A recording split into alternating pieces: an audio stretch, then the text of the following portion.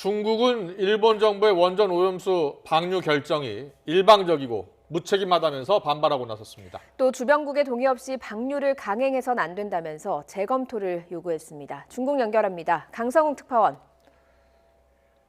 네, 베이징입니다. 네, 중국도 일본의 결정을 받아들일 수 없다는 입장인가요? 그렇습니다. 중국 외교부는 오늘 오전에 일본 결정이 나오자 이 대변인 담화 형식을 통해서 이번 일본의 결정은 무책임하고 일방적이다, 이렇게 강력 비판했습니다. 네, 일본이 안전조치를 마련하지도 않은 채 국내외의 반발에도 불구하고 방류 결정을 그냥 밀어붙였다, 이런 지적을 하고 있는 겁니다. 중국 외교부는 이 때문에 국제적인 건강안전 그리고 주변국 국민의 이익에 심각한 손해가 예상된다고 지적했습니다. 일본 정부에 대해서는 주변 국가 그리고 국제사회와 충분히 협의를 하지 않았다면서 이번 결정을 재검토하라고 요구했습니다.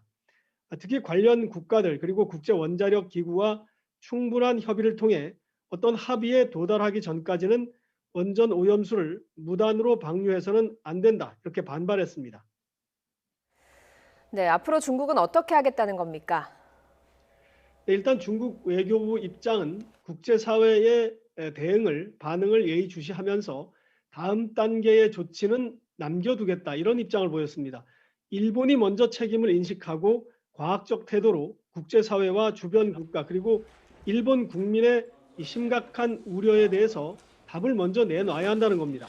하지만 추가적 대응을 유보한다고 밝힌 만큼 일본이 무단 방류를 강행할 움직임을 보일 경우 구체적인 조치는 그때 하겠다, 이런 대응 움직임을 시사한 겁니다. 중국 관변 매체들은 중국이 주변국들과 공동으로 일본 정부를 상대로 소송을 제기해서 결정을 철회하도록 하거나 아니면 배상을 요구할 수도 있다, 이런 주장을 내놓고 있습니다.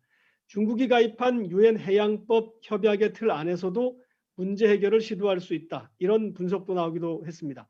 글로벌 타임스 신문은 일본의 무책임한 결정으로 수억 명이 영향을 받게 돼 있는데도 대부분의 서구 언론들은 이 문제에 대해서 침묵을 하고 있다, 이렇게 불만을 나타내기도 했습니다. 지금까지 베이징에서 YTN 강성웅입니다.